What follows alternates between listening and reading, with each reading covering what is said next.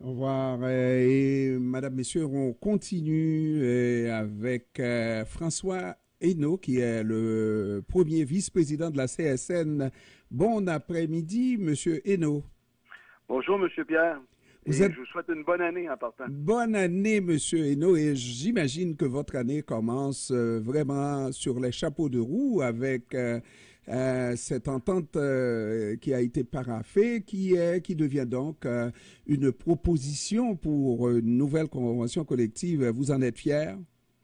Oui, écoutez, moi j'en suis fier. C'est pour ça qu'on la présente à nos membres, mais c'est toujours, vous comprendrez, c'est à nos 170 000 membres de la CSN de la qualifier, de l'adopter. Nous, si on la présente, parce qu'on pense que c'est une offre qui est acceptable, qui rencontre nos objectifs, mais c'est toujours à nos 170 000 membres de nous dire si on a raison ou pas. Donc, les votes vont commencer la semaine prochaine, donc du 15 au 19 février, dans l'ensemble de nos syndicats à la CSN partout au Québec. Et par la suite, on verra là, ce que nos membres vont en décider, mais je considère que ce qu'on présente est un bon règlement. Et comme j'imagine, puisque vous en parlez, à un moment donné, vous n'en parliez pas, on était dans une période de négociation, on ne parlait pas à la presse, c'est une bonne tactique. Maintenant que nous avons un début de règlement, on peut dire un règlement avec le gouvernement, n'est-ce pas? On fait la promotion de cette entente-là. Est-ce que ça... c'est de bonne guerre ou est-ce que ça a pour objectif d'influencer les membres qui auront à se prononcer sur cette entente? Ben, vous voyez, M. Pierre, c'est un peu pour ça. En conférence de presse, je le dis toujours, je crois qu'on a eu une mobilisation historique, on a eu une grève historique, la plus longue grève du Front commun qui a jamais existé depuis l'existence des Fronts communs. Maintenant, de qualifier le résultat de cette négociation-là, c'est à nos membres de faire ça. C'est pas François Hainaut, c'est pas aux dirigeants du Front commun. Donc, c'est à nos membres de décider de la qualité de l'entente qu'on a négociée. Mais c'est clair qu'on rencontre peut-être pas tous nos objectifs, mais je crois que c'est quand même, si on regarde sur l'offre monétaire sur 5 ans, c'est quand même l'offre monétaire la plus grande qu'on a eue depuis 40 ans. Là. Puis on a quand même une clause d'indexation pour les 3 dernières années. Donc, il y a quand même des choses. Est-ce que nos membres s'attendaient à plus? Sûrement. Mais dans les circonstances, je pense qu'on est parti de très loin. Puis je crois que les 6% pour la première année, là, c'est quand même du jamais vu. Là. Donc, on croit que... On espère que nos gens vont comprendre... le bien fondé qu'on recommande cette entente de principe-là. Là. Et il y a des améliorations sur les vacances, un peu sur le régime de retraite. Vous vous souvenez, la dernière fois qu'on s'est parlé, on disait que le gouvernement était en attaque sur notre régime de retraite. J'ai fait un jeu de mots, je dis en attaque, mais c'est bien en attaque. Et donc, le gouvernement a retiré ses attaques sur le régime de retraite. Donc, je crois que puis il y a beaucoup de gains aussi du côté sectoriel là, que l'ensemble de nos fédérations, que nos secteurs ont négocié là, pour améliorer les conditions de travail des travailleuses et travailleurs. Donc, je crois que c'est une bonne entente, mais encore là, je suis confiant, mais je fais attention et j'attends. C'est aux membres à décider. Et par la suite, je pourrais commenter suite aux résultats. Là. Lorsqu'on regarde la suite des choses, en fait, le ministre de l'Éducation aujourd'hui a présenté ses projets pour le rattrapage qui doit être fait dans les écoles. On voit un ministre de l'Éducation un peu plus posé, excusez l'expression, et vraiment avec une voix très ministérielle. Est-ce que vous avez l'impression que l'expérience a changé le ministre? Mais premièrement, il n'a pas chanté. Déjà, là, c'est une bonne chose. Deuxièmement, écoutez, je crois que c'est une bonne chose de dire on fera pas du mur à mur, on va laisser chacune des écoles, des centres de services trouver la meilleure façon pour travailler. Donc, moi, je crois pas au mur à mur, donc je crois que minimalement, le ministre a pris la bonne voie aujourd'hui en disant on va laisser les gens trouver des solutions en développant un budget pour aider les personnes en difficulté. Moi, je crois que bon, ça aurait été encore mieux s'ils avaient consulté les gens, les syndicats, les travailleuses et travailleurs en amont, mais minimalement, ils laissent la chance, ils n'arrivent pas que du mur à mur, donc je considère que c'est une bonne façon de faire. Et hier, j'ai parlé à un de vos confrères du syndicat.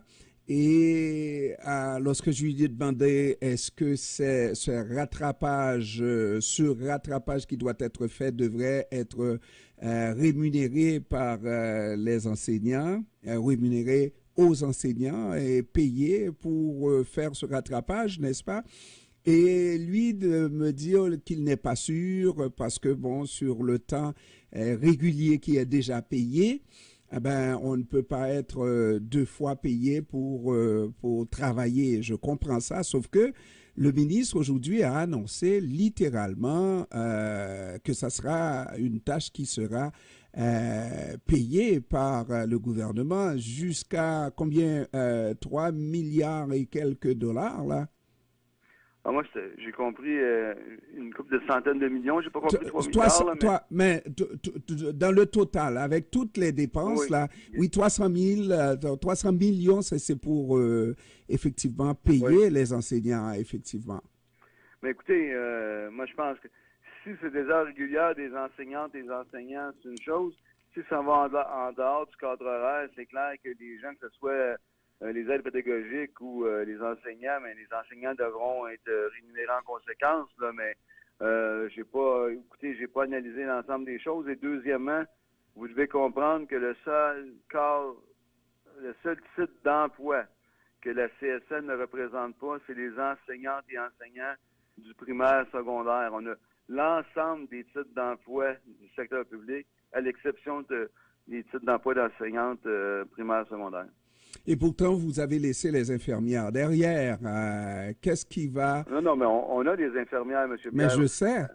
Mais on n'a pas la FIC à ces infirmières, mais nous, à la CSN, on a les infirmières, entre autres, de Sainte-Justine, des Îles-de-la-Madeleine, du nord du Québec. Donc, on a des infirmières qu'on a négocié des conditions de travail pour ces personnes-là durant la présente ronde de négociation. Mais on voit que ça ne décolle toujours pas, c'est-à-dire il y a surtout une possibilité que les infirmières sortent avec de meilleures conditions que ce que le Fonds commun a obtenu, non? Écoutez, ça se peut, mais je crois que ce qu'on a négocié comme conditions de travail présentement sont bien. Et si la FIC croit être capable d'en négocier des meilleurs, je vais être le plus heureux pour eux, là, mais j'en suis sceptique. Vous en êtes sceptique et encore vous clamez être très fier du travail qui a été fait. Est-ce que le gouvernement devrait se gêner de ce qui a été fait en disant qu'il a perdu quelque chose dans ces négociations, que c'est le syndicat qui a gagné? Écoutez, moi, je veux pas savoir qui a gagné, qui a perdu. Moi, je pense que les personnes que je veux qui gagnent, c'est les travailleuses et travailleurs des services publics qui tiennent à bout de bras depuis des années les services publics. Je crois que ces personnes-là ont été sous-payées durant des années. La pénurie de main-d'œuvre, l'inflation, la pandémie a permis à ces personnes-là de montrer à la population la nécessité, l'urgence d'avoir des services publics de qualité. Et moi, je pense que c'est ça qui a fait que ces personnes-là ont pu avoir les bonnes conditions de travail. Cette fois-ci, il y avait plein de choses. Je pourrais vous dire que les planètes étaient alignées cette fois-ci. Ces personnes-là, on arrête de dire que c'était des gros durs de la société quand ces personnes-là étaient sous-payées comparativement au secteur privé. Et moi, je pense que c'est seulement le retour du balancier qui arrive aujourd'hui. J'aime l'expression que les planètes étaient alignées et avec un peu de ténacité, vous avez réussi à aller chercher des conditions vraiment, on dirait, historiques et je vous en félicite. Mais moi, je qualifie, comme je vous l'ai dit, on a eu une mobilisation historique, on a fait une grève historique. Est-ce que le règlement est historique? Je laisse ça aux membres de décider. C'est pas à François Hainaut à décider la qualité de ce règlement-là, mais c'est aux 170 000 membres que je représente. François Hainaut, premier vice-président de la CSN. Je vous remercie, M. Hainaut. Et vous saluerez ma présidente tantôt. Oui. Bonne journée. Vous en savez des choses, vous. Ah oui, moi j'en sais plein de choses. Merci beaucoup, M. Pierre, et bonne année encore. À vous aussi, merci. Je vous remercie de l'attention que vous avez portée à cette négociation depuis le début. Je vous remercie beaucoup. De rien. Au revoir. Voilà, on va à la pause commerciale, mesdames, messieurs. On revient pour la suite dans un tout petit moment. Restez là.